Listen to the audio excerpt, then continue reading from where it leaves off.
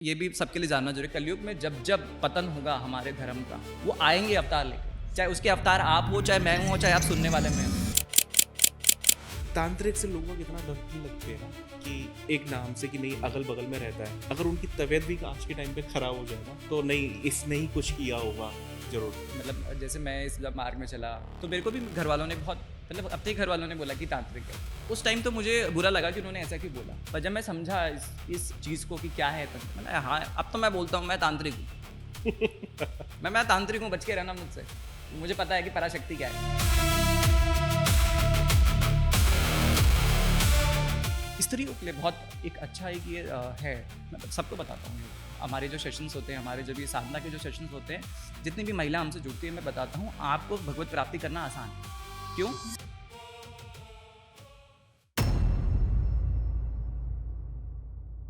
एक जो टर्म है सिंपल सा तंत्र, इसको आप कैसे डिफाइन करोगे? है तो बहुत छोटा, तंत्र एक तरीके से साइंस है, हम हैंड मूवमेंट कर रहे हैं, हमारा पेट काम कर रहा है, इसमें भी जैसे बोल देते हैं ना पाचन तंत्र जो पचा रहा है, डाइजेस्ट कर रहा है, एक साइंस है एक तरीके से फॉर्मेशन। बट आप इसको किस तरीके से डिफाइन करोगे जो एक बिगनर है, जो उनको नहीं पता कि तंत्र से जो डरते हैं, भयभीत होते हैं, उनको आप क्या कहना चाहेंगे? देखो, तंत्र से आपको भयभीत होने की तो पहले आवश्यकता नहीं है, तो इसीलिए मैं आपको समझा देता हूँ तंत्र होता है क्या। आपको मैं बहुत सरल भाषा में समझाऊंगा, ठीक है? अंग्रेजी में और हिंदी में तंत्र होता है टेक्निक, और हिंदी में होता है कणों को तोड़ना, आंतरिक रूप में अपने को जोड़ना। हमारे 5 एलिमेंट्स हैं, मैंने बोला था हमारे अलग अलग तत्व हैं, इन तत्वों की पहचान तंत्र है। अब तांत्रिक आप भी हो, तांत्रिक मैं भी हूँ, और तांत्रिक आप भी हैं जो सुन रहे हैं इस बात को। कैसे? कि देखो, आप अपने घर में दिया जला रहे हो, क्या वो तंत्र शास्त्र नहीं है? सही बात है। आप अपने घर में वो घंटी बजा रहे हो, शंख नाद कर रहे हो, डमरू बजा रहे हो, क्या ये तंत्र नहीं है? जो नाद हमें बताता है, जो नेगेटिव ऊर्जा को काटता है। आपके दीपक जलाने से क्या होता है? नेगेटिव ऊर्जा कट जाती है। घंटी बजाने से क्या होता है? वो नेगेटिव ऊर्जा दूर होती है, देवता जागृत होता है। ये किसका भाग है? तंत्र का भाग है। तो भैया तांत्रिक तो हर कोई है ना। फिर तंत्र क्या है? तंत्र हमें लेके जाता है उस पराशक्ति में, वापस हम उसी में आ गए। तंत्र हमें आभास कराता है कि मैं कौन हूँ। अच्छा, ये तंत्र ने ना तोड़ दिया, देखो ये स्थूल शरीर है और एक सूक्ष्म शरीर है, तंत्र ने उसको तोड़ दिया। आप जो भी विधि करोगे, जो भी मतलब क्रिया जो भी करोगे, ये तंत्र के माध्यम से होगी। कैसे होगी? कि आपने अपने स्थूल को तो यहीं पे हो ना, पर करने आप दिल्ली भी जा सकते हो, लंदन भी जा सकते हो, अमेरिका भी जा सकते हो। सही बात है। कैसे जाओगे? क्योंकि आपका जो सूक्ष्म भाग है, आपने तंत्र से उसको निकाल दिया। तो अब क्या था? जो तंत्र आया था, वाकई में जो तंत्र आया था वो इसीलिए आया था ताकि अपने इन भागों को आप विभाजन कर सको। तंत्र का एक और नाम हिंदी में विभाजन भी है, कि जैसे आपने एक बहुत कॉम्प्लेक्स चीज थी, आपने उसको तोड़ दिया। एक ह्यूमन बॉडी थी, उसको तोड़ के आपने आगे सेल में, तो उसके आगे एटम, फिर आगे न्यूक्लियस, सब न्यूक्लियस, तो हमने तोड़ दिया उसको। तंत्र वही है, उस चीज को तोड़ना और उस चीज को सरल बनाना ही तंत्र है। हम हर कोई तंत्र कर रहे हैं अपने घर में, पर हम डरते हैं कि काले कपड़े वाला, हम जोड़ते कहाँ से हैं? वो मानसिकता एक चली आ रही है कि काले कपड़े वाला बैठ गया, भाई तांत्रिक तो मैं भी हूँ, मैंने तो कपड़े सफेद पहने हैं ना, है ना, और आपने तो अभी ये कपड़े पहने हैं, तांत्रिक तो आप भी हो। अच्छा, ये माइक से जो हम बोल रहे हैं ना, वो कैमरा एक देखो रिकॉर्ड कर रहा है, क्या ये तंत्र नहीं है? बिल्कुल। ये टेक्निक नहीं है? बिल्कुल। पर यही होता है कि तंत्र, मंत्र और यंत्र, ये साथ एक साथ चलेंगे। एक साथ चलता है। कभी आपकी आत्मा तंत्र करेगी, कभी मंत्र बनेगी, कभी यंत्र बनेगी। आज ये माइक एक यंत्र का स्वरूप भी है। हम इसमें जो वाणियाँ डाल रहे हैं, हमने तोड़ा भैरव के इस टॉपिक को, वो क्या था? वो एक तंत्र ही तो हो गया। सही बात है। हमने सबके लिए बहुत आसान अवस्था में उसको लेके आए हैं कि भैया क्या चीज़ है भैरव। तंत्र को हम तोड़ते तो हमने जाने ना कि हमने भैरव के बारे में जाना, हमने उनको विभाजन किया, उनको जाना क्यों साधना के लिए ज़रूरी है। तो ये एक सब तंत्र है, रिकॉर्ड करने वाला यंत्र है, और हमारी जो वाणी क्या है? मंत्र है, मंत्र जो बोल रही है, जो इस, क्योंकि जो हम बोल रहे हैं, देखो हम नहीं है, हमारा सामर्थ्य नहीं कि हम ये सब बता पाए, पर हमारी गुरु की कृपा है, भैरव की आज्ञा, तो हम ये सब बता पा रहे हैं। बिल्कुल। मेरा इतना सामर्थ्य नहीं है ना मैं किसी को कुछ बता सकूं ना सिखा सकूं, पर भैरव का सामर्थ्य है, भैरवी का सामर्थ्य इतना है कि वो सबको सब कुछ सिखा सकती है। अब चाहे वो मुझे चुने, चाहे आपको चुने, चाहे वो आपको चुने जो सुन रहे हैं बातें, बिल्कुल, है ना। अपने घर में बदलाव चाहे आप करें, चाहे मैं करूं, चाहे आप करें जो बातें सुन रहे हैं। बिल्कुल। क्योंकि ना ये एक पॉइंट आ जाता है ना कि ये लोग ऐसे सोचने लगते हैं कि ये तांत्रिक है, इट मीन्स ब्लैक मैजिक, वो ब्लैक मैजिक, भूत प्रेत ये। पर तांत्रिक से ये नहीं समझते कि ना कि ये एक साधक भी है जो देव साधना में होंगे, किसी ना किसी को उनकी उपासना कर रहे होंगे। तांत्रिक से लोग इतना डरने लगते हैं ना कि एक नाम से कि नहीं अगल बगल में रहता है, अगर उनकी तबीयत भी आज के टाइम पे खराब हो जाए ना तो नहीं इसने ही कुछ किया होगा जरूर। बट वो ये नहीं सोचते कि अगर अगर कोई इंसान अच्छा है, जिसका बिल्कुल। व्यक्तित्व अच्छा है, जो समाज को नहीं कोई इस तरह का कोई कष्ट पहुंचा रहा, तो अगर वो साधना कर रहा है, तो वो देवों का आह्वान कर रहा है, तो एक तरीके से उस क्षेत्र में कितनी बार देवों का आह्वान होगा और उसके कहने पे आना पड़ेगा, क्योंकि एक वचनबद्ध हो जाते हैं, है ना। तंत्र वही उस है। वचन का मान करना पड़ता है, देव शक्तियों को भी मान करना पड़ता है, क्योंकि वो गुरु से आया है। वो ऐसा नहीं है कि एक हवा में हो गया, है ना। तो जब वो चीज़ें फॉलो होती है, तो उस एरिया क्षेत्र में भी ना एक पॉजिटिविटी पॉजिटिविटी आती आती है। तो उनको ये पता होना चाहिए कि हमारा घर, हमारा आसपास का वातावरण भी बहुत ही ज़्यादा सुरक्षित है। पर लोग वह नहीं सोचते, वो ये सोचते कि हाँ, अगर मेरे को तकलीफ हुई है, किसी ने कराया, अच्छा मेरे बगल में अड़ोस पड़ोस में ये पड़ोसी है, रहता होगा, मेरा किसी पड़ोसी ने है, किया मेरा है। परिवार वाला है, मेरी सास है, मेरे ससुर है, ये इन्होंने कराया है। तो तंत्र की बात से मुझे अपनी भी बात याद आ गई कि मतलब जैसे मैं इस जब मार्ग में चला, ठीक है, तो मेरे को भी घर वालों ने बहुत, मतलब अपने घर वालों ने बोला कि तांत्रिक है। उस टाइम तो मुझे बुरा लगा कि उन्होंने ऐसा क्यों बोला। आज की बात नहीं है, पहले की बात है। पर जब मैं समझा इस चीज़ को कि क्या है तंत्र, मैंने हाँ, अब तो मैं बोलता हूँ मैं तांत्रिक हूँ। मैं तांत्रिक हूँ, बच के रहना मुझसे। मुझे पता है कि पराशक्ति क्या है। नहीं, बिल्कुल। है ना। और और तंत्र को देखो, एक चीज हमारी क्या हुई, जो जनरेशन आई ना, वहां तक लैक ऑफ इन्फॉर्मेशन। अच्छा, आपकी जो आपको 10 महाविद्या पता है, आपको भी 10 महाविद्या पता है, जितने लोग सुन रहे हैं, अपने घर में जाके मम्मी पापा से पूछना, अगर कोई छोटे उम्र के देख रहे हैं, या दादा दादी से पूछना, क्या उनको 10 महाविद्याओं के बारे में पता है? नहीं पता है, नहीं पता ना। नहीं तो पता, ये मिसकंसेप्शन एक आ रखा है पहले से क्योंकि ही। ये बीच का गैप हो गया ना। क्या ये हो गया? जो मुगल हुए, ठीक मुगल है, हुए कितना, अभी और हम यहाँ देखो वृंदावन आगरा में बैठे हैं, अंग्रेज कितना हुए, कुछ हुआ यहाँ पे। ठीक है। ये जो टाइम पीरियड था ना, जो हमारी कोर जो नॉलेज थी ना, वो वो टूट गई। बीच में टूट गई, वो गैप आ गया। पर देखो, बट धीरे धीरे वो जगह जगह फैला हुआ था, तो वो पूरा अब एब्स्ट्रैक्ट होके आ रहा है ना पॉडकास्ट के नहीं माध्यम नहीं, से, ये या भी देखो अलग अलग तरीके से। भैरव बाबा की कृपा है ये भी। क्योंकि देखो कलयुग में एक बार ये भी सबके लिए जानना जरूरी है, कलयुग में जब जब पतन होगा हमारे धर्म का, वो आएंगे अवतार लेके। चाहे उसके अवतार आप हो, चाहे मैं हूँ, चाहे आप सुनने वाले में हो। जितने लोग सुन रहे हैं ना, आप भी उसी के अवतार हो। क्या पता आपके माध्यम से कोई काम करा दे हो, आपको कैसे पता लगेगा? तो तैयार हो जाओ सब। ये जो हमारी बातें हैं, ये आपकी तैयारी के लिए हैं, हमारे लिए नहीं है। ये सब आपकी तैयारी के लिए है कि आप तैयार हो जाओ, क्योंकि आपको भैरव और भैरवी बनना है, आपको माँ काली बनना है, आपको माँ कामाख्या बनना है, और आपको पराशक्ति बनना है। क्योंकि इस हमारे सनातन को आपकी ही आवश्यकता है। जितने लोग सुन रहे हैं, बिल्कुल सही है ना? बात है। जितने लोग सुन रहे हैं, हमारे सनातन को आपकी आवश्यकता है। सनातन कभी टूटेगा नहीं, क्योंकि जिस दिन नहीं वो टूट टूट गया तो ब्रह्मांड ही नष्ट हो जाएंगे। नहीं, पर खंडित होगा, और उस खंडन को रोकने के लिए, मतलब उसके खंडित जो टुकड़े टूट गए हैं, उसको जोड़ने के लिए आप ही हो। बिल्कुल, कोई ना कोई आएगा और फिर से आगे आगे करते रहेगा। क्योंकि मेरा एक क्वेश्चन इसलिए किया था आपसे मैंने, क्योंकि ना भैरव बाबा ना, ये बड़े अलग है, ये चेक बड़ा करते हैं, मतलब ना परखते इतना है कि इंसान की क्षमता ना अगर जटिल नहीं है, तो वो टूट जाएगा। नहीं, वो ऐसा हुआ है। वो बात देखो, क्योंकि मैं आपको ही बता रहा हूँ, क्योंकि देखो जो परिस्थितियाँ बनी ना, मेरी परिस्थितियों ने मुझे बहुत तोड़ा, काम की वजह से भी। क्योंकि देखो परिवार चलाने के लिए हमें अपना काम करना पड़ता है। सही एक बात बार हम ऐसे स्थान पे गए थे, हम हमारा मतलब, क्योंकि काम में मतलब उस टाइम नहीं था, तो एक स्थान पे हम ऐसी जगह गए जहाँ हमें बहुत गालियाँ पड़ी, लोगों ने हमें बहुत लड़ाई करी। मैं इन चीज़ों से देखो बहुत दूर हूँ, पर लोगों ने गालियाँ भी दी, डांटा भी, और मतलब सामान भी तोड़ा फोड़ा, बहुत चीज़ें करी। परिस्थितियाँ मतलब बिल्कुल विपरीत थी हमारे, पर था मतलब कि करना है, और वो हमें समय निकाल दिया। ऐसी वो जो किस्सा मैंने आपको बताया कि जब मेरे ऊपर अटैक हुआ था, वो समय था मतलब कि जो मैं टूट गया था, पर एक अंदर विश्वास था ना, एक कण है अंदर। देखो आपके अंदर एक अलग जंगरी है, मेरे अंदर एक अलग जंगरी, और वही अगर हमें सुन ली हमने, तो कभी आपको नीचे नहीं गिरना। नहीं, क्योंकि आती हैं परिस्थितियाँ, हर इंसान के जीवन में आती है, चाहे कोई भी हो।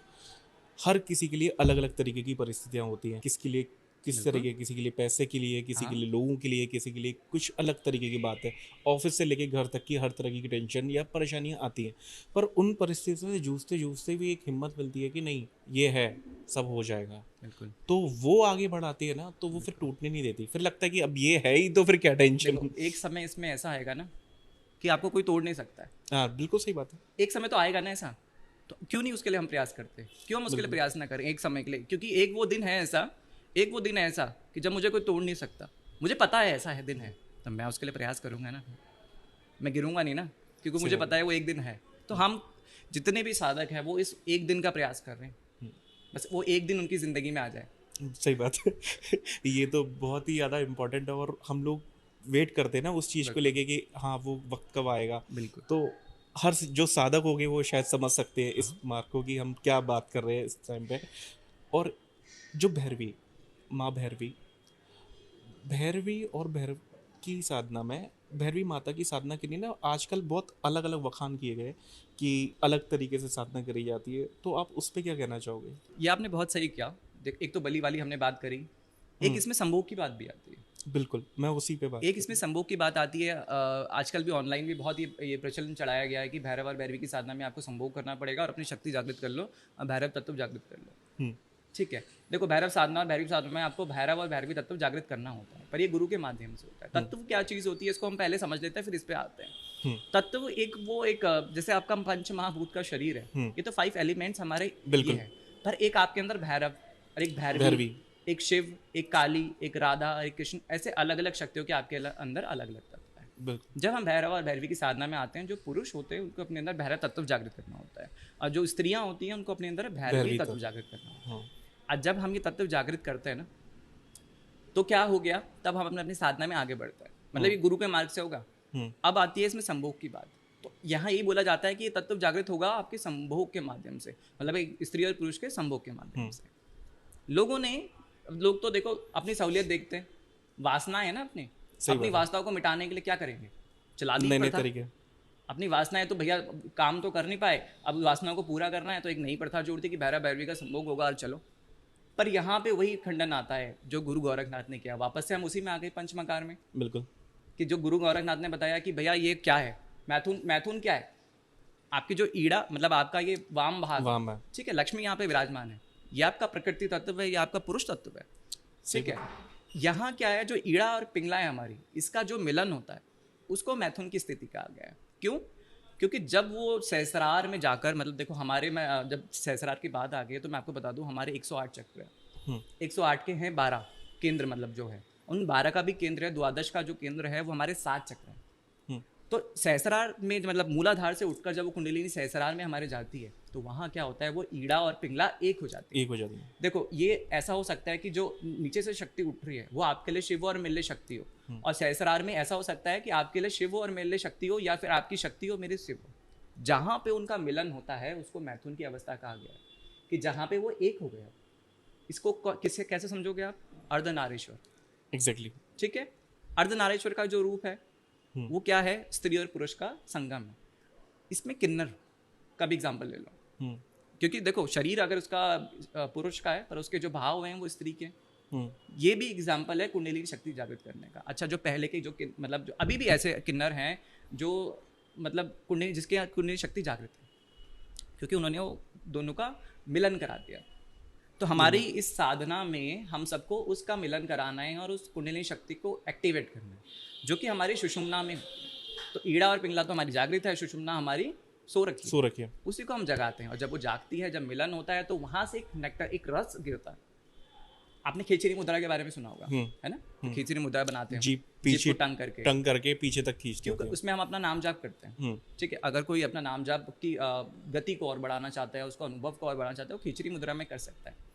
जब ये मिलन होता है तो वहां से एक नेक्टर, एक रस टपकता है, वो परमानंद की स्थिति है।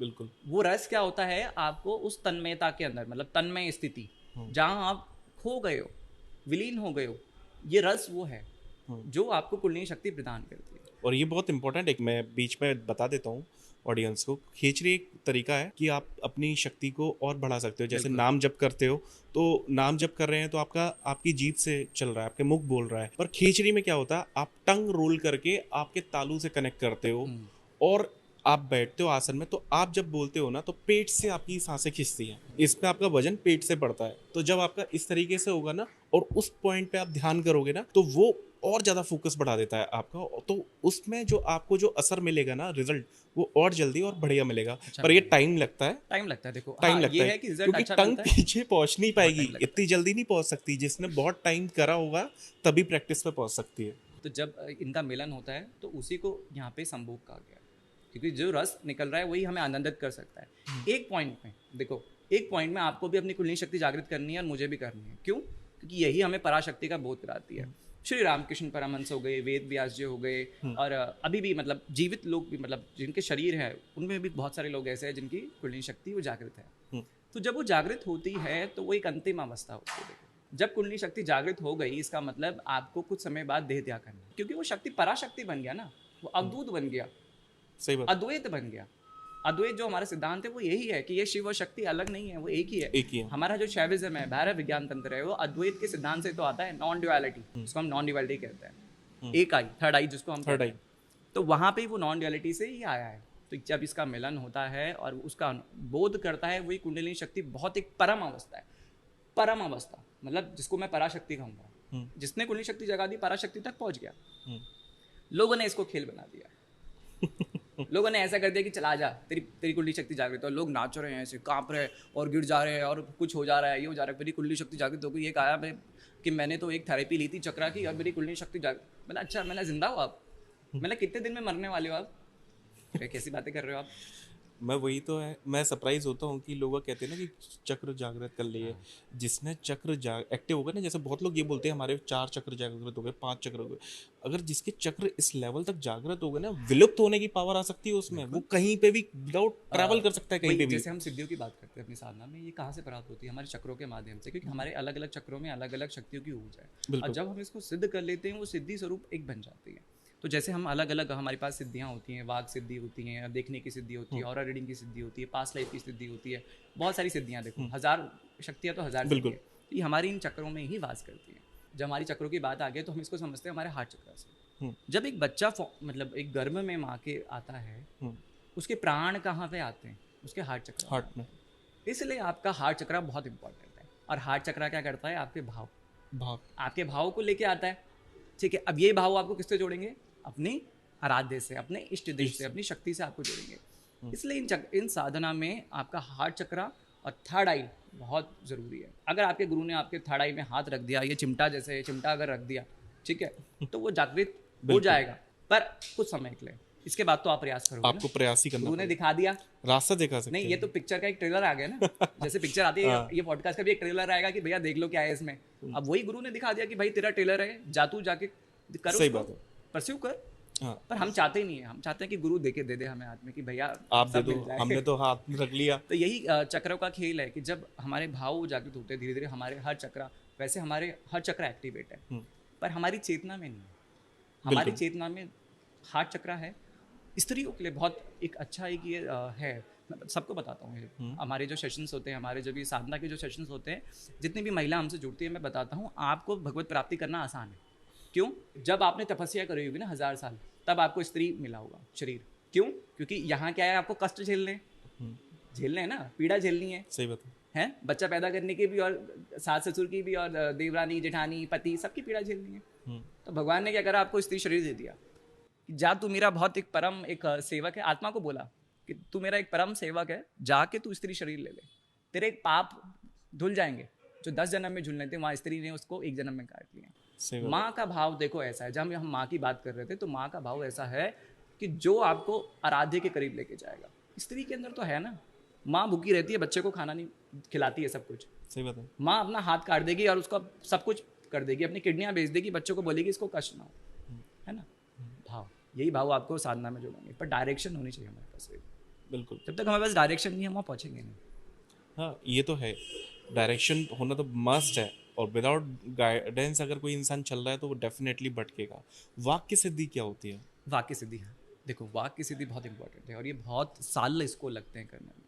लोग ये सोचते हैं कि जैसे अभी एकादशी अमावस्या या आ रही है, हम इसमें साधना करेंगे और हमारी वाक सिद्धि हो जाएगी, ऐसा नहीं है। वाक सिद्धि करने में जन्म लग जाता है। तो जो वाक सिद्धि आती है वो माँ मातंगी से आती है। देखो, आपकी जीवा में वास करती है कौन? माँ सरस्वती। आपके कंठ में वास करती है कौन? माँ मातंगी। माँ मातंगी कला की देवी है, वाणी की देवी है, संगीत की देवी है, ठीक है। वाक सिद्धि अगर किसी को करनी है तो माँ मातंगी के माध्यम से हो सकती है। और माँ मातंगी के देखो अलग अलग, उसमें अलग अलग नाम है। एक उसमें राज्य श्यामला भी उसको कहते हैं, उच्चिष्ट चांडनी भी कहते हैं, जिनके साथ उच्चिष्ट गणपति जी की साधना भी होती है ना। तो यही वो माँ मातंगी है जिनको आप अपने गले में, कंठ में विराजमान करते हो। इसी से आप जो बोलते हो वो सत्य हो जाता है। वाक सिद्धि जिसने माँ को अच्छा, वाक सिद्धि के लिए सबसे पहले आप सुन लो नियम एक बार क्या है। कभी आपको किसी के लिए बुराई नहीं करनी है, कभी आपको झूठ नहीं बोलना, आपको मौन रखना है। क्योंकि जैसे साधु संत मौन रखते हैं, ठीक है, मौन का अर्थ हो गया कि जहाँ पे आवश्यक है वहाँ बोलना है, अनावश्यक कहीं नहीं बोलना है। जहाँ भक्त है वहीं उसके भगवान की बात करनी है, जहाँ भक्त नहीं है वहाँ चुप रहो, वहाँ ज़रूरी नहीं है। तो अनावश्यक बोलना, ये क्या होता है, इनका एक वो होता है। और बाकी जो इनकी साधनाएं होती हैं, जो मंत्रों से होती हैं, जो इस विशुद्धि चक्र से जो इनकी साधनाएं होती हैं, तो ये एक प्रोसेस है और ये काफ़ी लंबा है, इसमें काफ़ी समय भी लगता है। पर अगर एक बार वो विराजमान यहाँ पे हो गई ना माँ मातंगी, आपने बोला ओम, सिद्ध हो गया एक बारी में। वरना मंत्र सबको करने पड़ते हैं ना कि इतने करो, 1 लाख करो, 10 लाख करो, 20 लाख करो, करोड़ करो, दशांग करो, है ना। अब क्या हो गया, आपने बोला ओम, सिद्ध ना, जा बेटा तेरा कल्याण हो, वो सिद्ध वहीं पे। क्यों? क्योंकि माँ मातंगी ने बोला है। अब क्या बन गया ये शरीर? ये मेरा शरीर नहीं है, आपका शरीर नहीं है, ये माँ मातंगी आवाज कर रही है। बिल्कुल ठीक है, मेरा हृदय नहीं है, यहाँ कौन वास कर रही है? माँ ललिता आवाज कर रही है। ये मेरे नेत्र नहीं है, यहाँ कौन वास कर रही है? माँ आवाज कर रही है। नेत्रों से कुछ गलत देखोगे? सही बात है, नहीं हैं? अपने अंगों से कुछ गलत करोगे? कभी नहीं, किसी को हानि पहुंचाओगे? बिल्कुल नहीं। तो ये बोध होना बहुत आवश्यक है, और वाक सिद्धि के लिए माँ मातंगी का बोध होना बहुत आवश्यक है। माँ मातंगी को जूठा भोग भी मतलब लगता है, बासी भोग भी उनको लगता है। ठीक है, तो उसको भी लोगों ने गलत उससे जोड़ रखा है कि हम माँ को खिला देंगे कुछ बासी, या कल रात का बचा हुआ खिला देंगे तो माँ प्रसन्न हो जाएगी। ऐसा नहीं है। 10 महाविद्याओं की जो साधना है ना, वो बहुत गुप्त है और एक जीवन की एक साधक की यात्रा है। सच बात है। आपको, मुझे और हर किसी सुनने वाले को अपने एक एक जीवन में माँ की साधना करनी है, हर एक स्वरूप की। ये तो 10 महाविद्याएं तो हैं जिसको हमें पता है, इसके अलावा भी तो गुप्त विद्याएं हैं। आपने तो 10 पढ़ी है ना अभी, सही बात है। पर इस 10 के अलावा तो जो 11वीं विद्या है जो गुप्त है, एक उसके अलावा भी 12वीं विद्या है जो गुप्त है, वो तो कभी सुनोगे ही नहीं आप। क्यों? क्योंकि कभी लिखा नहीं गया है। आपको पता है जितने भी पहले आपके वेद पुराण ये सब थे, ये सब पहले ओरली मतलब बोले जाते थे। बिल्कुल तो अभी भी गुरु के माध्यम से हमें वो प्राप्त होता है ज्ञान, कि जहाँ पे वो एक 11th नंबर माँ कमलात्मिया के बाद भी एक शक्ति है, और उसके बाद भी एक और शक्ति है, पर हम उसको बता नहीं सकते किसी को, बिल्कुल जब तक वो उस मार्ग में ना हो, वो शिष्य ना हो, और इस परंपरा से ना हो, हम वो किसी को बता नहीं सकते। बिल्कुल, ये बंधन होते हैं, गुरु के द्वारा देखो बांधे जाते हैं। क्योंकि हम उतना ही दे सकते हैं, एक रास्ता बता सकते हैं हर चीज़ के लिए कि इस पर जाके इस पर ट्रैवल करना है या इस तरीके से करना है, जो भी गुरु ज्ञान से हमें मिला, और उसको ही फॉलो करके इंसान अपने जीवन से निकल सकता है, इस चक्र से मुक्त हो सकता है। टेलीपैथी जो एक टर्म है, हमारी आम भाषा में तो हमें समझ में आता है कि टेलीपैथी क्या है, कि एक इंटेलेक्चुअल को कांटेक्ट करना, दूर से कहीं ना कहीं से कनेक्ट करना, ये कहते हैं कि पॉसिबल है। हम लोगों के लिए तो ये एक अलग ही विषय बन जाता है, पर आप ऑडियंस को किस तरीके से समझाएंगे? एक बार मैं चाहता हूँ कि उनको समझाएं कि टेलीपैथी की क्या है। जैसे टेलीपैथी हमारा शब्द तो अंग्रेजी शब्द है, ठीक है। टेलीपैथी की जो कहानी भी आती है, मैं आपको इसका जो वर्णन है हमारी माँ अनसुया की कथा में वर्णन है कि जब उनके द्वार पे ब्रह्मा विष्णु महेश आते हैं, तो जो ऋषि अत्रि होते हैं वो किसी और स्थान में साधना करने चले जाते हैं। अब माँ क्या करती है, माँ अनसुया उसी स्थान में खड़े होके टेलीपैथी के माध्यम से, मतलब ध्यान के माध्यम से, इसको मैं अपनी भाषा में ध्यान कहूँगा, कि अपने ध्यान के माध्यम से ऋषि अत्रि जी के ध्यान में कनेक्ट होती हैं, उनसे जुड़ती हैं और उनको बताती हैं सब, और वहाँ से देखते हैं वो ऋषि अत्रि ध्यान के माध्यम से। अभी उस स्थान पे नहीं है, उनके आश्रम में नहीं है, ब्रह्मा विष्णु महेश रूप बदल के खड़े हैं वहाँ पे, तो बताते हैं ये ब्रह्मा विष्णु महेश। तो ये वहाँ से इनका वर्णन है। अब जब ये आगे बढ़ा तो ये वेस्टर्न कल्चर में इसको टेलीपैथी के नाम से भी फेमस है, पर मूल रूप में ये ध्यान है। ये ध्यान की वो अवस्था है कि जहाँ मेरा अणु और आपका अणु जुड़ गया है ना, एटम, मॉलिक्यूल, सेल, ये जुड़ गए। ये जो टेलीपैथी देखो हम तो अपने घर में करते हैं, मेरी वाइफ और मैं, होता है बहुत, कितने ऐसे बार होती है कि जो होता है, और आज भी जब मैं बैठे हैं तो उसके मन में ये आ गया था पहले से, उसने मुझे बाद में बताया था। तो जो कुछ मैं तो यहाँ हूँ, मैंने उसे कुछ नहीं बताया, उसे वहाँ पता है, जो उसके साथ हो रहा है वो मुझे पता है। हम इस लेवल में कनेक्ट करते हैं, ठीक है। उसके बाद हम गुरु से कनेक्ट करते हैं। बिल्कुल। अच्छा एक बात बताओ मुझे, आपने कहीं हमें देखा होगा या किसी और को देखा होगा, आपको क्या लगता है कि आपने पहले टेलीपैथी के माध्यम से कनेक्ट किया होगा कि नहीं किया होगा? बिल्कुल किया होगा। किया होगा ना। आपने जब कहीं फोटो देखी होगी, कुछ वीडियो देखा होगा, कुछ चित्र देखा होगा, कि भगवान का चित्र देखा होगा अगर आपने, तो आपने टेलीपैथी के माध्यम से किया होगा, कनेक्ट किया होगा। तब हम आज यहाँ बैठे, इसका मतलब ये आंतरिक रूप में आप और मैं पहले तो जुड़ गए। सही बात है। हमारा एक भाग जुड़ गया, इसको हम कहते हैं सूक्ष्म। आज हम बैठ के जो बात कर रहे हैं, ये बात करने से हमारा एक सूक्ष्म जुड़ गया। इसके बारे में थोड़ा सा और डिटेल में बताएंगे कि ये किस तरीके से हर कोई कर सकता है? हाँ, ये हर कोई कर सकता है। जो टेलीपैथी है ये हर कोई अपने जीवन में अपना सकता है, पर वही है कि पहले उसे भैरव साधना से होकर गुजरना पड़ेगा, भैरव से होकर गुजरना पड़ेगा, अपने आराध्य से जुड़ना पड़ेगा। वही आगे बात, वापस घूम के वही बात आ गई कि अपने, अच्छा एक बात बताओ, हम सेवा में हैं, तो अगर मैंने उनका श्रृंगार किया है ना आज, मैंने अपनी मर्जी से नहीं किया, सही बात, वो मुझे उन्होंने बोला है, तो क्या ये टेलीपैथी है कि नहीं है? बिल्कुल। जो मैंने उनको वस्त्र, ये वाले मैंने जो उनको आज वस्त्र पहना है, ये मैंने पहले उनको कल पहना है। मजालो उन्होंने पहने हो, मजालो उन्होंने पहने हो, और आज वही वस्त्र उन्होंने जो कल नहीं पहने थे वो 1 मिनट में पहन लिए। मुझे कह रहे थे कि नहीं, मैंने उनको बोला नहीं आप वाइट में अच्छे लगोगे, पर कल उन्होंने पीताम्बर स्वरूप के वस्त्र पहने, हमारे ठाकुर जी ने, हमारी राधा रानी ने पीताम्बर स्वरूप के वस्त्र पहने कल। तो ये क्या है, कैसे हुआ? टेलीपैथी। टेलीपैथी। अगर आपको टेलीपैथी करनी है, वाकई में चाहते हो, तो आप अपने आराध्य से जुड़ना शुरू कर दो। मैं तो सबको ये बताता हूँ, ये एक बहुत ही सिंपल फॉर्मूला फॉर्मूला है है। कि कनेक्ट करने के लिए। ऐसा नहीं कि आपको रेस्पॉन्स मिलेगा, क्योंकि आप बात करते रहो। नहीं देखो, इसके लिए मंत्र भी होंगे, पर यहाँ बैठ के मैं आपको मंत्र नहीं दे सकता कि मुझे नहीं पता आपकी मंशा क्या है। सही बात। कैसे मैं जानूँ अभी मंशा क्या है आपकी? पर मुझे पता है कि अगर मैं आपको उनसे जोड़ दूँ, वो कभी आपकी मंशा गलत नहीं होने देंगे। बिल्कुल। तो यहाँ पे बैठ के मेरा यही काम है कि जहाँ मैं आपको उनसे जोड़ दूँ और फिर वो अपना काम जैसे मर्जी करा लें। क्योंकि सबसे फॉर्मूला है ना इसका बिल्कुल सिंपल है कि आप अपने इष्ट से, अपने आराध्य से आप बात करना चालू कर दो। बिल्कुल। आप उनसे बात करते रहो, कैसे हो, आज नहीं, क्या उनको किया, पूछो। खाना खाया, हाँ, नहीं क्या खाया, पसंद है? आज मैंने ये खाया, मुझे बताओ कि आप कैसे लग रहे हो, बिल्कुल। कल मैं ये लेके आऊँ, कुछ आभास कराओ। जब आपका ये कंसिस्टेंसी चलती रहेगी ना, चलती रहेगी, तो आपके अंदर मन में ना बिल्कुल अपने आप भाव वो वाले आने लगेंगे। टेलीपैथी बात जो हम कर रहे हैं, हाँ। जुड़ने लग जाएंगे, ये कनेक्शन एक बन जाएगा। सबसे सिंपल फॉर्मूला है कि टेलीपैथी को कम्युनिकेट करने का। और लोगों के लिए, जितने भी लोग सुन रहे हैं ना, जितनी भी ऑडियंस जो है, हम इनके लिए अगर चाहते हैं टेलीपैथी करना, तो भैया अपने आराध्य की सेवा में लीन हो जाओ। ये नहीं कह रहा हूँ मैं कि आप भैरव बाबा की सेवा में हो, आपके घर में जो शक्ति विराजमान है आप उसकी सेवा में आ जाओ, क्योंकि आपके घर में एक शक्ति तो विराजमान होगी, आप उसकी सेवा में आ जाओ बस। धीरे, ये भी नहीं होगा देखो कि एक दिन में हो जाए, करने करते समय लगेगा, साल लगेंगे, 2 साल लगेंगे, पर अगर उनकी कृपा हुई 1 दिन में भी हो सकता है। ये चीज़ ऐसी समझना कि अगर उनकी कृपा हुई 1 दिन में हो जाएगा, नहीं तो 1 जन्म में हो जाएगा, दूसरे जन्म में हो जाएगा, तीसरे में हो जाएगा, नहीं तो 1 साल में हो जाएगा। ये सब उनकी कृपा है। सही बात तो है। जो भी ऑडियंस, मतलब जो भी टेलीपैथी करना चाहते हैं, जुड़ जाओ अपने इससे, रिजल्ट देख लेना, मतलब 11 दिन में तो आभास होने लग जाएंगे उनको। त्राटक कितना इंपॉर्टेंट होता है? त्राटक बहुत इंपॉर्टेंट है, ये हमारे योग में भी बताया गया है। और जैसे हम जब ये गोरखनाथ जी की बात करते हैं, इनके नाथ संप्रदाय की बात करते हैं, वहाँ भी इसका जिक्र है। तो अलग अलग मतलब हमारे जो योग शास्त्र हैं, नाथ संप्रदाय के जो शास्त्र हैं, उनमें भी इनका वर्ण है। त्राटक मतलब अपनी ऊर्जा को एक जगह केंद्रित कर देना। कमरे में बैठो, दिया जलाओ, आई लेवल पे नीचे बैठो और फोकस करो अपने, बिना झपकाए, जितना देर कर सकते हो। ऐसा नहीं होगा कि पहले आप 1 मिनट कर लो, पहले आप 10 सेकंड का टारगेट दो, 20 सेकंड का टारगेट दो, फिर 30 सेकंड का टारगेट दो, 1 मिनट का टारगेट दो, ऐसे करके ही आगे बढ़ेगा। इससे क्या होगा, आपकी सारी एनर्जी ना अलाइन होगी। जब आपकी सारी एनर्जी अलाइन होंगी ना, तो आपका देखो केंद्र एक बन गया। जैसे हम बात कर रहे हैं, जिस कुंडलिनी शक्ति की हम बात कर रहे हैं, ये आपको कुंडलिनी शक्ति जागृत करने में, केंद्र बनाने में, हमारे जितने भी स्पोर्ट्स पर्सन हैं, जो तीरंदाजी भी करते हैं, जो स्पोर्ट्स खेलते हैं, वो त्राटक करते हैं। क्यों? क्योंकि अपने फोकस को, फोकस पावर। अब देखो हम यहाँ बैठे हैं, सराउंडिंग में क्या हो रहा है, कितना कुछ बातें हो रही हैं, पर हमें वहाँ फोकस नहीं करना है। क्यों? क्योंकि त्राटक हमें यही सिखाता है, जो जिस अवस्था में हम हैं अभी, हमें वहीं ध्यान करना है। तो ये भी एक अच्छा उपाय है। अच्छा आपने ये लेके आए इस टॉपिक को, ये भी एक अच्छा उपाय है कि अगर आपको उनसे जुड़ना है तो आप त्राटक के माध्यम से भी कर सकते हो। त्राटक ऐसा है कि आप बिना गुरु के भी कर सकते हो, पर बहुत लंबे अंतराल तक आपको नहीं करना है। अगर आप बहुत लंबे अंतराल तक करोगे, मतलब बहुत लंबे समय तक करोगे, ऐसा भी हो सकता है आपका मानसिक संतुलन बिगड़ जाए बिना गुरु के। बिल्कुल बिना गुरु के, पर कुछ कुछ समय, 5 मिनट 10 मिनट ऐसा आप कर सकते हो। जब तक सहन हो तब तक करें, मतलब उससे आगे ना बढ़े। मतलब क्षमता हर इंसान की अलग अलग होती है। ऐसा नहीं कि मतलब आप अपनी क्षमता से ज़्यादा करने लगे हो, क्योंकि फिर सर दुखने लगेगा। ये धीरे धीरे करने चाहिए। आप बस कोशिश करो कि दिए में देखते रहो और उसकी लॉ को उठाकर अगर आप चाहो तो आज्ञा चक्र तक ले आओ। बिल्कुल, होता है ऐसा ही है।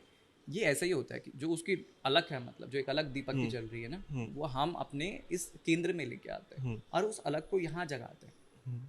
जो कहते हैं ना, तीसरे नेत्र जिस दिन खुलता है तो सब जल जाता है, ये वही अलग है। यही वो त्राटक है कि जो सामने जो अग्नि है, हम उसको भौतिक रूप से लेके आंतरिक रूप में यहाँ जगा रहे हैं।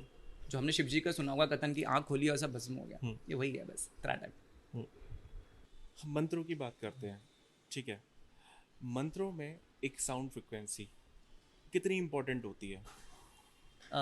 इसको फिर देखो, वैसे इंटरनल रूप में देखा जाए, इसको मैं आपको इसको भी एग्जाम्पल के हिसाब से समझाता हूँ। अच्छा, एक गूंगा व्यक्ति है, क्या उसको भगवत प्राप्ति नहीं होगी? बिल्कुल होगी, क्योंकि पर वो मंत्र तो बोल नहीं पा रहा है। तो यहाँ क्या है, उसके भाव। एक मंत्र बोल पा रहा है, उसको भगवत प्राप्ति नहीं हो रही है। यहाँ क्या है, भाव। हाँ, जो हम बात कर रहे हैं, जो फ्रिक्वेंसी है हमारी, जो नाद है, जो ओमकार की ध्वनि इस ब्रह्मांड में गूंज रही है, वो हमारी वाणी को यहाँ से वहाँ पहुँचाती है। जैसे ये हमारा माइक वो कैमरे तक और उन लोगों तक ये बात पहुँचा रहा है, यही वो मंत्र है कि जो हमारी वार्तालाप को, हमारी बात को, हमारे आंतरिक मन को, जैसे हमने टेलीपैथी की बात करी, तो हमारे मन की जो अवस्था है, जो ये नाद है, ये कहाँ से जा रही है? नाद के स्वरूप में, स्पंदन, वाइब्रेशन, फ्रिक्वेंसी अब एक वाइजर 1 वाइजर 2 जा रखा है इतना दूर, कैसे भेज रहा है वो सिग्नल? वो सिग्नल तो वही है ना, नाद है, एक फ्रीक्वेंसी है, एक वेव्स है। आपका ऑरा है, अपने ऑरा में देखो जरा एक बार, वो फॉर्मेशन जो है एक एनर्जी की, वो यही तो बताती है, नाद, एक वाइब्रेशन, स्पंदन, वो आपके भीतर हो रहा है, आपका दिल धड़क रहा है, अभी मेरा दिल धड़क रहा है ना, वाइब्रेशन हो रही है। तो यही वाइब्रेशन मंत्र की है। पर इसमें आपको घबराना नहीं है। सबसे बड़ी लोगों की एक इसमें समस्या होती है मंत्र के कंसेप्ट में कि मैं संस्कृत के मंत्र नहीं जानता हूँ क्योंकि मैंने संस्कृत पढ़ी नहीं है। मुझे पता है कि आप इंग्लिश मीडियम से हो, आपको संस्कृत नहीं आती है। अब लोगों का यह है कि मुझसे अगर गलती होगी तो क्या होगा, कोई बात नहीं, अगर आपके भाव अच्छे होंगे ना, वो माफ़ कर देंगे। अगर आपने संस्कृत का उच्चारण, कोई गलत अशुद्धि आ गई, एक मंत्र में अशुद्धि आ गई, और आपके भाव बिल्कुल निर्मल हैं और आप बिल्कुल अपने विकारों से दूर हो, भैया उस गलत मंत्र से आपको भगवत प्राप्ति हो जाएगी। क्यों? यहाँ जो वाइब्रेशन हो रही है किसकी हो रही है? भाव की। यहाँ पे जो वाइब्रेशन जा रही है, देखो अनंत कोटि ब्रह्मांड नायक, अब वो पता नहीं कितनी उसकी ऊर्जा है, पर उस ऊर्जा का जो केंद्र है वो हमारे भाव में। भगवान किसका भूखा है? भाव का। अगर आप अपने भाव मार दोगे तो क्या आपका भगवान जीवित रहेगा? नहीं रहेगा ना। तो ये जो स्पंदन, जो वाइब्रेशन, मंत्र की जो फ्रीक्वेंसी हो रही है ना, ये आपके भाव ही दर्शाते हैं सब। और ये यहाँ से लेके इस भूलोक से लेके अनेकों लोग उस ब्रह्मलोक तक लेके जाते हैं और उस पाताल तक भी लेके जाते हैं। हमारे 14 लोग हैं, 7 ऊपर 7 नीचे, तो सब तक ये वाइब्रेशन कहाँ लेके जाते हैं? हमारे भाव लेके जाते हैं वाइब्रेशन, हमारे मंत्र लेके जाते हैं। ऐसे तो इसको भी ऐसा समझना मंत्र की वाइब्रेशन को, अच्छा जैसे मैं भी बैठा हूँ, क्या मैं कौन सा मंत्र कर रहा हूँ बताओ? कोई भी पता नहीं पाएगा। नहीं, पर उनको पता है अभी, क्योंकि वो इमोशन, वो भाव, एक स्पंदन, वो फ्रीक्वेंसी एक वाइब्रेट हो रही है मेरे से। एक हरी मतलब एक सेविकाएं थी, मतलब एक कथा है, वहाँ पे क्या वर्णन आता है कि एक कंडा जो होता है, अब वो हरी हरी नाम से, मतलब हरी नाम की बहुत उनको प्रीति थी, और वो अपने कंडे, मतलब जो कंडे जब बनाते थे तो उसमें भी हरी हरी बोलते थे। ठीक है, क्योंकि नाम 24 घंटे नाम लेना है, जब जपा जपा में लेके आना है उस नाम को। अब जब वो हरी हरी नाम लेते थे तो क्या हुआ, उनके कंडे किसी ने चोरी कर लिए। उनके कंडे जब चोरी हो गए तो क्या हुआ, वहाँ पे लड़ाई होगी। सामने वाले ने बोला कि मेरे कंडे, उसने बोला मेरे कंडे। साबित कैसे हो? कंडे समझ गए, गाय के उपले होते हैं जो। अब उन्होंने बोला तेरे को जानना है कि मेरे हैं तो कान में लगा ले, कान में लगाओगे तो हरी आएगा। ये सब कबीरदास जी भी ये सुन रहे थे, मतलब ये इस जो ये प्रसंग है, लीला प्रसंग है, इसमें कबीरदास जी भी शामिल थे। तो ये उन्होंने कान में लगाया, वहाँ से हरी हरी हरी की ध्वनि आ रही थी। तो भैया वो तो नॉन लिविंग थिंग है कंडा, वहाँ से क्यों हो रहा है? तो ये क्या है, आपके मंत्र वाइब्रेशन है, जो आप वाइब्रेट करते हो सामने वाले पे भी जाते हैं। आप पॉजिटिव रहोगे ना, आप ये देखना, तो आपके सब परिवार के सब लोग पॉजिटिव रहेंगे। मैं ये नहीं कह रहा हूँ कि हर परिवार का हर कोई साधना कर लो, क्योंकि हर कोई नहीं कर पाएगा, पर अगर आपने कर ली तो वो एनर्जी, वो स्पंदन, वाइब्रेशन, अब वो ऑरा आप सामने वाले को भी दे सकते हो, आपने अपने परिवार वालों को भी, बच्चों को भी, आपके अच्छा मैं कितनी सारी औरतों को ऐसे जानता हूँ जिनके पति नहीं मानते ये सब चीज़ों को, और वो औरतें ना छुपके कर रही है, उनको डर रहता है कि मेरे पति ना आ जाएं कहीं।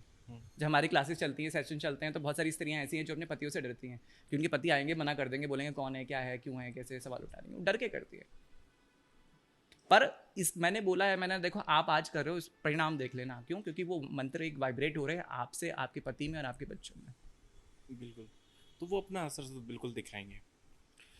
जो एक माया की हमने बात कर रहे थे कि माया और शक्ति, तो माया से मेरा एक क्वेश्चन हो रहा है कि माया का जो धन होता है, गड़ा धन, तो क्या साधनाओं के माध्यम से पता लगाया जा सकता है कि धन कहाँ गड़ा हुआ है? या जैसे प्राचीन लोगों के टाइम पे धन गड़ा रहता था, तो वो क्या पॉसिबल है आज के टाइम पे भी वो निकाल लेना या पता करना किसी साधक के लिए? हाँ बिल्कुल, ये मतलब पॉसिबल है, और ऐसा हो भी चुका है। लाइव एग्जांपल हमने इसके खुद से भी देखे हैं। जहाँ पे हमारा क्षेत्र है वहाँ पे 2 स्थान पे गड़ा हुआ धन निकला है। तो किसी के, एक बार तो किसी के सपने में आए हैं, और एक बार किसी को ऐसा आभास हुआ खुदाई में कि मेरे को यहाँ खुदाई करनी चाहिए। तो जब वो खुदाई हुई, ठीक है, पर ये भी देखो किसी की प्रेरणा एक बनी होगी। अच्छा, ये पहले इस चीज़ को हम समझते हैं, ये प्रेरणा आती कहाँ से? ये गड़ा हुआ धन वाली जो है, ये कौन देता है आपको? ये जो गंधर्व, यक्षिणियाँ, योगिनियाँ, माँ की सहचरियाँ जितनी भी हैं, इनके भैरव गण हैं, शिव के जितने गण हैं, ये सब आपको बताते हैं ये सब बातें। तो ये जो गड़ा धन की जो विद्या है, ये हमें इनसे प्राप्त होती है।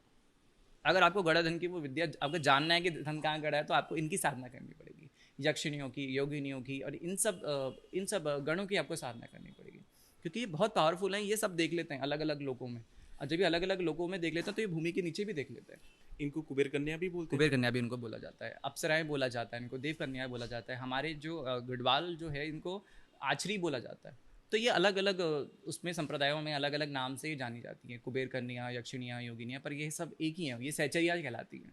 तो इनका जो सरल उपाय है, नाम है, वो सहचर्या है। अब एक चीज़ और मैं आपको इसमें सबको बताना चाहूँगा जो ये बातें सुन रहे हैं, ऐसा ना हो कि कल आप घड़ाघन यक्षिणी साधना करने निकल जाओ और गड़ाधन बोलो मैंने गड़ाधन निकालना है। तो जो भी ये साधक सुन रहा है उसको पहले गुरु चाहिए। एक बिगिनर ये कभी नहीं कर सकता यह साधना। अगर करोगे तो देखो ऐसा भी हो सकता है मृत्यु हो जाए, पागल हो जाए, हिरण्य मुखर्जी बन जाओ आप।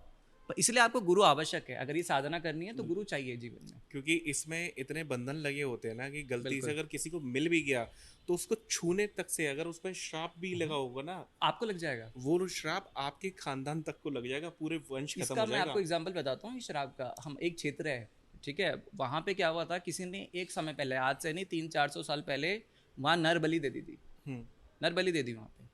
अब क्या हुआ, वहाँ भैरव की साधना होती थी, भैरव की पूजा होती थी। अब भैरव रुष्ट हो गए नर बलि के कारण। आज के डेट में वहाँ पे जितने भी ग्राम में जितने भी लोग हैं ना, सब नशेड़ी हैं, सब दारू हैं, सब मतलब सबका ये है कि दारू पीना है और काम, दिन में काम किया, रात को दारू पिया और अपना जो कुछ हो रहा संसार में भूल जाओ। ये क्या है, एक जनरेशन नहीं है, 3-4 जनरेशन से मैं देखता आ रहा हूँ। एक ग्राम में ऐसा भी घटना मेरे साथ हुई है। और जब हमने वहाँ उसकी खोज करी कि ऐसा ऐसा क्यों हो रहा है, तब हमें वो स्थान प्राप्त हुआ। हमें वो स्थान प्राप्त हुआ जहाँ वो बलि दी गई थी। क्योंकि जब वो बलि दी गई थी ना, तो शक्तियाँ रुष्ट हो जाती हैं। देखो अब क्या है, जो वो रुष्ट हो गई तो उसने एक अंश तो छोड़ दिया, जो वैसे लोग थे दूषित हो गए, प्रभाव पड़ गया। अब जिसने वो साधना करी होगी उसने कुछ अर्जित भी तो किया होगा। सही बात है। वहाँ से क्या हो गया कि मतलब उसका उस जगह में, मतलब वो साधना जहाँ करी थी, एक तो वहाँ से पानी निकला होगा जमीन के नीचे से। उसके बाद वो जो जो स्थान था वो इतना पवित्र होगा कि अगर आप अपनी साधना वहाँ जाके करोगे ना, वो एक पोर्टल बन गया। अच्छा, इसको पोर्टल भी हम एक बार मैं बताता हूँ सबको पोर्टल क्या होता है। हाँ। पोर्टल आपने बहुत सारी जगह में सुना होगा। तो जैसे हमारे शिवलिंग है, हमारे ज्योतिर्लिंग है, हमारे प्रकट हो रखे हैं 12 ज्योतिर्लिंग है ना, हमें पता है 12 हैं, पर गुप्त भी तो हैं। अलग अलग स्थानों में जो ज्योतिर्लिंग प्रकट हुए हैं, पर वो ऐसे नहीं पता लगते किसी को, कोई गुरु के माध्यम से पता लगेंगे। बहुत ऐसे स्थान है, जैसे मैंने अभी आपको बताया कि जब वहाँ पे साधना हुई थी और वहाँ ये दूषित हो गई क्योंकि बलि दी थी, वहाँ पे नरबलि दी थी। तो जब उसकी अच्छी शक्तियों को भी तो उठा के लेके आ सकते हैं। बिल्कुल। और ये कैसे प्राप्त होगा, जब हम खोजी होंगे, मतलब जब हम एक्सप्लोर करने वाले होंगे। और एक्सप्लोर भी जिसको करना है गुरु के सानिध्य में करना है। ऐसा नहीं कि कल आप किसी जंगल में निकल जाओ, बोलोगे मैं यक्षिणी को लेके आऊंगा या फिर या ये सिद्धि को लेके आऊंगा। नहीं, सही बात तो ये आचर्या, देव कन्या, इनका सब कुछ होगा तो गुरु के सानिध्य में होगा। क्योंकि बहुत इंपॉर्टेंट है, बिल्कुल। श्राप विमोचन इनको करना पड़ता है, क्योंकि अगर तो किसी को पूरे मुद्राएं मिल गई तो श्राप विमोचन जो ये करना ग्राम पड़ेगा, की पाप जिसकी मैं बात विमोचन कर रहा हूँ करना ना, ये पूरे ग्राम को श्राप मिला है भैरव का। पड़ेगा। कोई घर बचा नहीं है उस ग्राम में। बिल्कुल ये होता है, क्योंकि मैं अपने गुरु के मुख से सुना था, तो उन्होंने मुझे बताया था कि ये इस तरीके का होता है। कभी किसी को माया मिल भी जाए तो स्पर्श तक भी नहीं कर लेना, अगर वो हो जाए तो पहले जब तक चेक ना कर लो। बिल्कुल, हाँ, ये और चेक करना होता है इसमें कि कुछ कौन है, कैसे एक है। भाग वो जाता है, वैसे तो गवर्नमेंट का होता है आज के टाइम पे, तो अगर ये कहीं पे कुछ हाँ, निकलता जो भी है वो निकलेगा वो गवर्नमेंट गवर्नमेंट का होगा। वो चीज़ है, तो वो तो गवर्नमेंट का जो रूल्स है वो तो वही फॉलो करना चाहिए, क्योंकि हमारा राजकोष बढ़ेगा तो हम भी आगे बढ़ेंगे। बिल्कुल, राजकोष बढ़ेगा तो हम भी आगे बढ़ेंगे। और दूसरे इसमें एक चीज़ और मैं आपको जोड़ के बताना चाहूँगा सभी को, जो ये सिद्धिका है ना, ये भी उस गड़े धन की तरह है। जैसे मैंने आपको बताया कि जहाँ वो बलि चढ़ी थी वहाँ पे भैया कोई तो सिद्धि होगी बैठी हुई।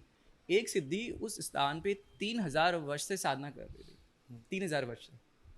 और वो साधना स्थली थी वो भैरव की, और साधना हो रही थी किसी और शक्ति की 3000 वर्ष से। चंद्र रूप में थी वो, बिल्कुल श्वेत वर्ण में। और जब मतलब हमें पता लगा कि देखो गड़ाधन वाली बात आ गई ना, गड़ी सिद्धि वाली बात आ गई, वो सिद्धि वहाँ गढ़ रखी थी। जब हमें उनके माध्यम से ही पता लगा, यक्षिणी और योगिनियों के माध्यम से पता लगा, तो वहाँ जब हम उस स्थान पे गए तो वो प्राप्ति हो गई, मतलब वो जागृत हो गई शक्ति, जो इतने साल 3000 साल से तपस्या में लीन थी। ये ऐसा होता है। तो जो ये यक्षिणियाँ और योगिनियाँ हैं, ये ऐसी चीज़ें भी जागृत कराती हैं। वो सिर्फ फिजिकल फॉर्म में मत देखना उसको, वो एस्ट्रोफिजिकल फॉर्म में, मतलब आंतरिक रूप में, सिद्धियों के रूप में भी वो चीज़ें बताती है। मैंने कुछ लोगों से सुना है कि मतलब उत्तराखंड में देवभूमि भी बोलते हैं, तो वहाँ पे देव कन्या भी बोलते हैं इनको, कि ये बहुत ईजिली लोगों को दिखते हैं बहुत। पर ये है कि जिसको फ़र्क पता हो, नॉर्मल लिबास में रहते हैं जैसे इंसानों की तरह, और जिसको फ़र्क पता है तो वो आइडेंटिफाई कर सकता है कि हाँ ये देव कन्या है। उनका समय होता है, उनका टाइम पीरियड होता है कि अगर उस टाइम अंतराल में अगर हो तो वो आपको देखने को मिल जाएंगी। तो ये सच है, बिल्कुल बिल्कुल होता है, मैंने देखी हैं, तो इसलिए मैं इसको नकार नहीं सकता, क्योंकि मैंने ये बहुत पहले देख लिया था इन सबको। और हमारे उत्तराखंड में इनको आचरी बोला जाता है। डांडा मतलब पहाड़ की जो चोटी होती है, जो लैंडस्केप्स होते हैं वहाँ ये रहती हैं, ठीक है। तो वहाँ ये बहुत पावरफुल है, मतलब वहाँ का ये सब कुछ यही है, सब जो होगा इनकी मर्जी से होगा, अगर आप जिंदा हो तो इसकी इनकी मर्जी से हो, आप मर गए तो इनकी मर्जी से, ठीक है। तो अब क्या है, ये आपको पजेस भी करती है, हम्म। पर वही बात आ गई, जिसके विकार हैं वो पजेस हो जाएगा, वो पागल हो जाएगा, वो हिरण मुखर्जी बन जाएगा। जो अच्छे कर्म है जिसके, वहाँ ये उसको गाइड कर देती है। हाँ, क्योंकि अगर उसका इंटेंशन हाँ है कि कंट्रोल करना, कि मैं बिल्कुल। इसको पकड़ करके अपने तो कार्य सिद्ध करूंगा, तो बिल्कुल फिर वहां पे तो फिर उल्टा रिजल्ट देखने को मिलेगा। ये लोग क्योंकि जनरली ना लोगों की मानसिकता यही होती है इसे कि करना सिद्धियां है। करना ही इसलिए है कि अपनी मन की इच्छाएं पूरी करना। अच्छा यही है कि देखो, एक बात सुनो, सिद्धू की जब बात आ गई कि सिद्ध करना है, यक्षिणी को सिद्ध करना है, पहली बात तो मुझे बताओ कि एक बात आपने और सुना होगा कि मैंने भैरव को सिद्ध कर रखा है, हाँ, ये मैंने टर्म कारीगर चला। को सिद्ध कर रखा। अरे भाई तेरा सामर्थ्य है, तू अपने को, अपने विकारों को हटाना नहीं है तो तू क्या सिद्धि करेगा? तू यक्षिणियों की, योगिनी की सिद्धियां तू कर रहा है अगर, ठीक है, पर पहले तो ये समझ वो क्या है, वो सेवा में है ना, तू सेवा में तो आया है नहीं, और तू उनकी सिद्धि प्राप्त करने निकला है। तू कह रहा है मेरी मुट्ठी में है, मेरी झोली में है ना, मैंने टांग के घूम रहा हूँ उनको, मेरे सही इसमें है, मेरे उसमें है। सही बात। भैया भैया पहले तो अपने को काम करो। ये इतनी प्रबल शक्तियां हैं कि मेरा सामर्थ्य नहीं है ना आपका सामर्थ्य है ना सुनने वाले का, कि इनको करा जाए हैंडल भी नियंत्रण किया में जाए। हमें। अच्छा ये क्या है, माया, माया भ्रम। बिल्कुल। जैसे माँ ललिता की जब भी प्रसंग आता है तो भंडासुर जो है वो भ्रम क्रिएट करता है, इल्यूजन क्रिएट करता है। तो आपको इल्यूजन क्या होगा कि आपने काली मुट्ठी में कर ली, आपने भैरव को मुट्ठी में कर लिया, आपने यक्षिणियों को मुट्ठी में कर लिया। बिल्कुल फैक्ट बात है कि ये एक भ्रम पैदा कर देते हैं, एक इल्यूजन की हाँ आपके अंदर है, आपकी मन की इच्छाएं पूरी हो रही हैं, पर आपको ये नहीं पता चलेगा कि आपकी मन की इच्छाएं नहीं हो रही, वो आप उसमें फंसते जा रहे हो, और एक टाइम आएगा आप उससे नहीं निकल पाओगे। बिल्कुल इसलिए देव साधना बहुत इंपॉर्टेंट बहुत है, है। और हमेशा ईश्वर का नाम जप करना चाहिए। और और अगर देव ईश्वर, साधना जो भी कर रहा है गुरु के सामने। बिल्कुल, गुरु के सानिध्य में नहीं है तो बिल्कुल नाम जप करो। ये यक्षिणियाँ, गंधर्व, राक्षस और ब्रह्म राक्षस, इन सारी एंटिटी से बिल्कुल दूर रहो, ईश्वर का नाम लो। इसी के साथ इस पॉडकास्ट को यहीं पे एंड करते हैं, मिलते हैं अगले वीडियो में। जब तक ले स्टे ट्यून। जय श्री राम, राधे राधे सभी को। अपने कमेंट सेक्शन में अपनी राय जरूर दीजिएगा अगर आपको पसंद आया हो तो, और अगर किसी को कोऑर्डिनेट करना हो तो सर से कोऑर्डिनेट कर सकते हो। आप उनके चैनल पर जाके भी बहुत सारी ज्ञान की वीडियोस देख सकते हैं, क्योंकि वो अपने चैनल पर खुद पोस्ट करते हैं।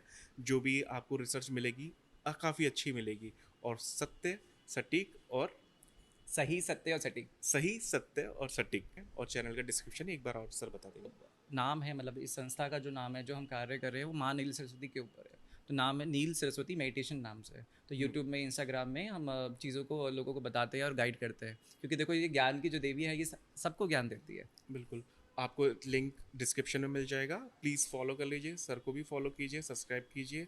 मिलते हैं अगली वीडियो में, जब तक के लिए स्टे ट्यून। जय श्री राम, राधे राधे। जय माँ काली, जय जय भैरव माँ बाबा। काली।